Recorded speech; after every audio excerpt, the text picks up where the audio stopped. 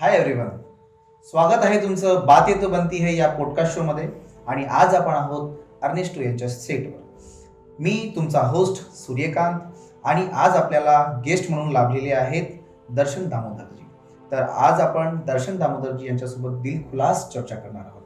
तुमचा जो चॅनल आहे नागपुरी टेक, जो आज नागपुरातच नव्हे तर नागपूरच्या बाहेर ख्या महाराष्ट्रात धुमाकूळ घालते आहे. तुम्ही एक सुंदर असं हास्य अभिनेते म्हणून समाजापुढे आणि अख्ख्या महाराष्ट्रापुढे आज पुढे येत आहात. तर ही जी सुरुवात आहे या कामाची, ही सुरुवात कशी झाली हे जाणून घेण्यात प्रेक्षकांना आणि आम्हाला खूप रुची आहे. नागपूर टेकची सुरुवात सांगायची झाली तर आता मी ॲक्टर आहे, अमित माझा मित्र, आम्ही ॲक्टरच आहोत. एक 12-13 वर्ष आम्ही थिएटर केलं आणि नंतर लॉकडाऊन लागलं आणि लॉकडाऊनमध्ये सगळंच ठप्प होतं आणि कलावंत म्हटलं की मग तो स्वस्त बसू शकत नाही, काहीतरी पाहिजे यार, मंच पण नाही आणि परफॉर्म करू शकत नाही असं व्हायचं. त्यामुळे लॉकडाऊनमध्ये आम्ही विचार केला की आपण काहीतरी सुरू करूयात, ॲटलिस्ट प्रयत्न करूयात. नाही ऑडियन्स पण आम्हाला तरी कुठेतरी असं वाटेल की आम्ही काहीतरी करतोय. सुरुवातीला तुम्ही जेव्हा ते करायचा तेव्हा तुम्ही मित्र वगैरे असे काहीतरी कॅरेक्टर्स तुम्ही करायचे. तर सध्या हल्ली काय होतं की नागपूर टेकवर जिजा आणि साला असं काहीतरी एक वेगळी जोडी नावारूपास आलेली आहे आणि ती जोडी सगळ्या प्रेक्षकांना लुभावणी आहे, ती आवडत आहे सगळ्यांना. या मागचं काय गुपित आहे, आज जरा तुम्ही प्रेक्षकांना याबद्दल माहिती सांगा की नेमका साला जिजाचा हे कॉन्सेप्ट कसा क्लिअर गुपित तसं काही नाही आहे, पण साला जिजा हे म्हणजे एकदा असंच सहज रात्री 12 वाजता जवळपास आम्ही सोबत एकत्र होतो आम्ही आणि असंच रिलेटिव्हजला घेऊन काहीतरी सुचलं होतं, डोक्यात आलं होतं आणि तो व्हिडिओ आम्ही केला होता की खूप कंटाळलो यार नातेवाईकांपायी, म्हणजे या नातेवाईकाचं काय करू, ते खूप त्रास देऊन राहिले. तर तो व्हिडिओ खूप चालला होता त्यावेळेला आणि तेव्हा असं वाटलं की यार हे साला जिजा एकतर कुठे दिसत नाही आणि ही जोडी पण एक कमाल नातं काहीतरी वेगळं सुंदर आहे, खूप सुंदर नातं आहे साला जिजाचं. त्यामुळे मग तिथून मग आम्हाला असं झालं की आपण यावर काहीतरी अजून करू शकतो का. मग त्या गोष्टी त्याच्या सुचत गेल्या आणि मग ते आम्ही ते व्हायरलच झाल्यासारखं झालं. तुम्ही व्हिडिओज जे बनवता ते तुम्ही नागपुरी भाषेत तुम्ही प्रामुख्याने बनवता, पण आता तुमचे जे फॅन्स आहेत किंवा जे तुमचे फॉलोअर्स आहेत ते फक्त नागपुरातले नाहीच आहेत, ते अख्ख्या महाराष्ट्रातनं तुम्हाला लोक फॉलो करतात. मग तुम्हाला किंवा त्यांच्याकडनं असं काही कधी तुम्हाला भाषेचं डिस्टर्बन्सेस आले का, किंवा भाषा ही त्यांना कळते आहे का? कारण की नागपुरी भाषा जेव्हा तुम्ही बोलतात तर काही शब्द असे आहेत की पाश्चिमात्य तिकडे लोकांना त्या गोष्टी कळत नाही किंवा ते भाषेचा अर्थ समजत नाही त्या शब्दांचा कधी कधी. तर अशी कधी अडचण निर्माण झाली का? कुठल्या फॅननी तुम्हाला याबाबत कधी बोलले आहेत का, कमेंट वगैरे करून किंवा कॉल वगैरे करून किंवा तुमच्याशी? नागपुरी ॲक्सेंट म्हणजे किंवा विदर्भाचा ॲक्सेंट असा आहे ना की बाहेरचे जे लोक आहेत त्यांना तो ॲक्सेंट ऐकून खूप असं हे इंटरेस्टिंग वाटतं आणि त्यांना खूप आनंद होतो. हे लोकांनी आम्हाला येऊन सांगितलं आहे की म्हणजे मजा येते यार विदर्भाची भाषा ऐकायला. म्हणजे पाश्चिमात्य, हा म्हणजे तिकडे मराठवाडी मराठवाड्यातले लोकांनी, मुंबईचे पुण्याचे लोक म्हणा, आम्हाला अशा कमेंट्स येतात की आम्हाला हे ऐकायला चांगलं वाटतं. विदर्भाची भाषा किंवा तुमची नागपूरची भाषा, तुमची त्या रील्स त्या भाषेतल्या त्या ॲक्सेंटची आम्हाला पाहायला मजा येते. सो तुम्ही त्या कंटिन्यू करा, कारण तिकडे त्यांना नाही माहिती. तर त्यांच्यासाठी नागपुरातले काही शब्द बैताळा झाला किंवा अजून काही शब्द म्हणजे ते त्यांना ती मजा येते, मजा येते, त्यांना मजा येते. बरं, ती कुठली रील होती पहिली ज्याच्यामुळे तुम्ही सगळीकडे व्हायरल झाला?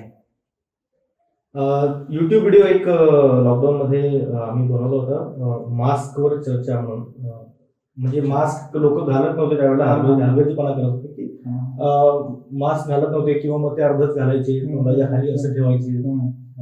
तर त्या सिच्युएशन्सवर आम्ही एक व्हिडिओ केला होता आणि तो व्हिडिओ अगदीच म्हणजे दुसऱ्या-तिसऱ्या दिवशी असा पसरला की बापरे बापरे. म्हणजे आणि तो युट्यूबवर एक दोन डायलॉग सांगा तुमचा.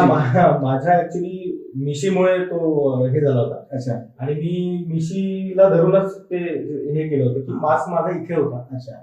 आणि मग तो अँकर येतो आणि विचारतो की अरे तुम्ही मास्क का नाही घातला, हे का हे का चड्डी किड्डी बनियान लावलाय, हे का मास्क नाही, म्हणजे तुम्ही पूर्ण नाही लावलाय, असं माझ्या मिशा चिमून जाते म्हणून मास्क. तर ते अशा बऱ्याचशा सिच्युएशन आणि बरेचसे कॅरेक्टर्स घेऊन आम्ही तो व्हिडिओ केला होता की जे काय लोक कारण देऊ शकतात खरा तुका लागतो म्हणून मास्क नाही घालत वगैरे वगैरे मेकअप करावं म्हणून की हे भयंकर व्हायरल त्या झालं मुलीचंही होतं की मेकअप करावं म्हणून मास्क नाही घालायचं. मेकअप करावं लागतं तर ते त्यावेळेला फार व्हायरल झालं होतं आणि तेव्हा तिथून चॅनल उठलं आणि तिथून आम्ही जरा आमची अजून ग्रोथ झाली आणि चांगले चांगले व्हिडिओज आम्ही करायला सुरुवात केली. बरं, दैनंदिन आयुष्य जगता आणि जसं तुम्ही आता व्हायरल झाला तुम्ही सगळ्यांपुढे आता तुम्हाला लोक जेव्हा तुम्हाला बघतात तर तुम्हाला काय म्हणून हाका मारतात की दर्शन दादा म्हणून हाका मारतात की काय जिजाजी वगैरे सारखं कॅरेक्टर आहे? नाही नॉर्मली मला दिवसाला 10 लोक तसे ओळखतात आणि अगदी म्हणजे जिजाजी म्हणूनच बोलतात, अरे जिजाजी, अरे जिजाजी. अच्छा. आतमधील मला तुम्ही जिजाजी आहे ना, हा म्हणजे इतपत झालं येते की म्हणजे मी चाललोय आणि एखादा जर क्रॉस होत असेल क्या जिजाजी असं बोलू, अरे कोण होता? अच्छा, पुरुषच असतात सगळे की कोण महिला? पुरुषच असतात. फिमेल फॅन कधी तुम्हाला जिजाजी म्हटलंय का? नाही म्हटलंय पण ते फार कमी, अगदीच मोठ्या मोजणे इतके मुली किंवा लेडीज अशा आल्या ज्यांनी मला ओळखलं असेल किंवा येऊन विचारलं असेल. म्हणजे होऊ शकतं की त्या ओळखत असतील पण कुणी नाही येऊन विचारत. म्हणजे ही पंचायतीचा भाग आहे की बाबा पंचायतच होईल एखाद्या महिलेचं तुम्हाला जिजाजी म्हटलं की लगेच तरी आई कुठे आहे? त्या गोष्टी माझ्या रोज घडतात ह्या गोष्टी की मी गाडीवर चाललो असेल तर क्या जिजाजी असं बोलून लोक मी हा रोजच आहे ते. बरं, तुमचीच ऍक्टिंग तुमच्या पुढे एखाद्याने कधी केली आहे का? हो, लोक म्हणजे येऊन बोलतात आपकी रील देखी थी म्हणे, अरे यार नातेवाईकामधून असं करून लोक दिखाता रील बोले अरे बेर गया नाही राहता की असं वगैरे करून कधी असं डिमांड वगैरे केली आहे का त्यांच्या पुढे की तुम्ही एकदा ते करून दाखवा? म्हणतात असं लोक की वो डायलॉग बोल के दिखाओ. आता जसं अमितचा एक डायलॉग फेमस झालेला आहे, काम नाही कुछ काम नाही. नाही कुछ नाही. तर ते त्याला म्हणायला लावतात लोक आणि मलाही म्हणायचं आम्ही दादाचं ते हसणं सुद्धा खूप जास्त व्हायरल आहे. हास्य दिखावा. खूप व्हायरल ते आधीपासून युट्यूब व्हिडिओज पासून ते व्हायरल. तुमची अशी कुठली डायलॉग जी तुम्हाला जे वाटतं की हे कंटिन्यू असायला पाहिजे व्हिडिओ मध्ये? नाही, माझं मी एखादं जसं मी आता एक नॉनसेन्स म्हणून शेवटी मी टाकतो तर ते मी रेग्युलरली मोस्टली टाकत असतो की बाई शेवटी नॉनसेन्स ते वेगवेगळ्या पद्धतीनं काय सिच्युएशन वाईज ते येतं. असं बाकी पर्टिक्युलर कुठला डायलॉग असं नाही. तर प्रेक्षकांना ही जी भाषा आहे शुद्ध मराठी विराठी हे काही आवडत नाही बाबा. मी खरं सांगतो तुम्हाला ऍक्च्युली तुम्हाला इथे येऊन कसं वाटलं आणि तुम्ही आमच्या प्रेक्षकांना आता काय सांगू शकाल पण ते तुमच्या भाषेत पाहिजे ही अट आहे.